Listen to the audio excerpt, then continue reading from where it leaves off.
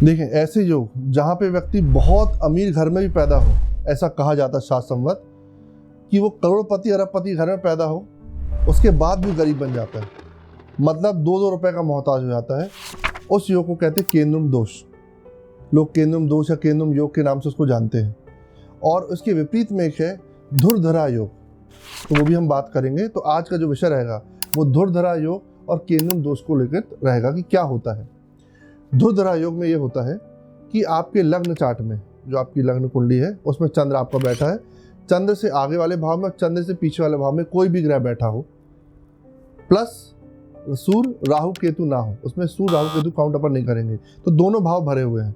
आपका द्वितीय भाव भरा है, 12वां भाव भी भरा हुआ है और कोई ना कोई यहाँ पे ग्रह बैठा है, तो ये धुरधरा योग बनाता है। क्या कराएगा ये योग?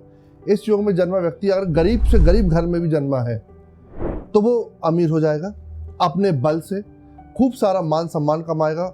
उनके पूरे परिवार में, उनके पूरे पूर्वजों ने किसी ने इतना सम्मान नहीं कमाया होगा, तो अपने बल से उन मान सम्मान, पैसा, धन सब कुछ कमा देगा इस योग के कारण। प्लस उसका नाम चौतरफा होता है, देश विदेशों में उसका बहुत नाम होता है। ऐसे योग में जन्मा व्यक्ति को कहा जाता है कि वो किसी भी बुरी परिस्थिति में आप डाल दो, उसको किसी भी बुरी परिस्थिति में डाल दो, मतलब वो योद्धा पैदा हुआ है। वो लड़ते लड़ते लड़ते लड़ते लड़ते लड़ते वो अपने आप को एक ऐसी स्टेबिलिटी में ले आएगा जहाँ का कोई व्यक्ति सपना भी ना देखा होगा। मतलब कि जहाँ पे 2 रुपए की प्रॉब्लम थी, वह 2 अरब का मालिक बन जाएगा वो। इतना प्यारा योग बनता है ये धुरधरा योग। इसमें भी बस इतना ध्यान रखना है चंद्र नीच का ना हो, है ना, और सूर्य राहु केतु का विशेष ध्यान रखना है कि इसको काउंट नहीं करना है आपको उसके दूसरे या 12वें भाव में। तो चंद्र से एक भाव पहले और चंद्र से एक भाव बाद में कोई भी ग्रह बैठा हो तो धुरधरा योग बनता है। ये आपको संपत्ति में भी लाभ देता है, ये आपको वाणी में भी लाभ देता है, ये आपको विदेशों में भी लाभ देता है, ये आपको हेल्थ वाइज भी बहुत लाभ देता है, ये आपको लीडरशिप क्वालिटी भी आपको बहुत भर भर के देता है। और व्यक्ति स्वाभिमानी साथ साथ खुद के कर्म के कारण ही वो अपना सब कुछ मान सम्मान प्राप्त करता है। तो बहुत प्यारा योग है।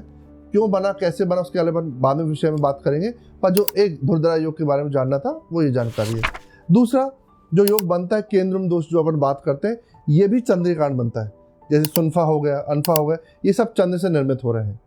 तो जब चंद्र कुंडली आपके लग्न कुंडली हो, चंद्र कुंडली में भी लोग इसको मानते हैं, लग्न या चंद्र कुंडली से देखते हैं, तो फर्स्ट हाउस में चंद्र बैठा हो और उसके द्वितीय भाव में या द्वादश भाव में, 12वें भाव में कोई भी ग्रह ना हो, तब एक केंद्रम दोष बनता है। जब चंद्र के आगे वाले भाव और पीछे वाले भाव में कोई भी ग्रह ना हो, दैट इज केंद्रम दोष बनता है। इसी के लिए कहा जाता है कि वो अमीर से अमीर घर में पैदा हो, बेकार ही मरेगा वो अरबों का मालिक हो, वो अपनी कुछ ऐसी त्रुटि के कारण ऐसी कोई बहुत बड़ी गलती करेगा कि अपने करोड़ों दौलत को, चाहे वो जुए में हार जाए, चाहे कोई बहुत बड़े उसमें हार जाए, पर वो हार के जीरो में आ जाएगा।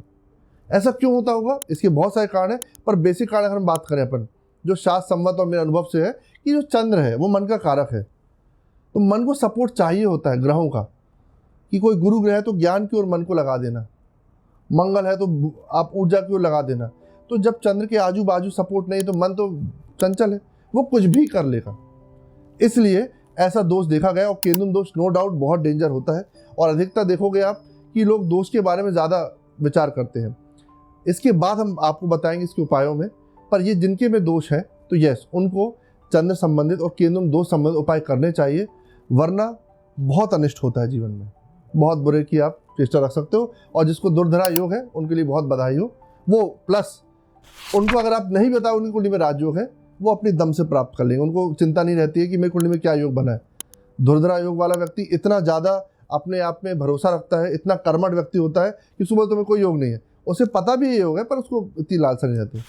और केंद्रम दोष वाले व्यक्ति को बहुत बार ये विचार करते हैं, जो जिनको दोष बना है, गुरु जी हमें कौन सा राजयोग है, क्या मिल जाएगा आराम से, उनको आराम से मिलना नहीं, छनते चले जाना है।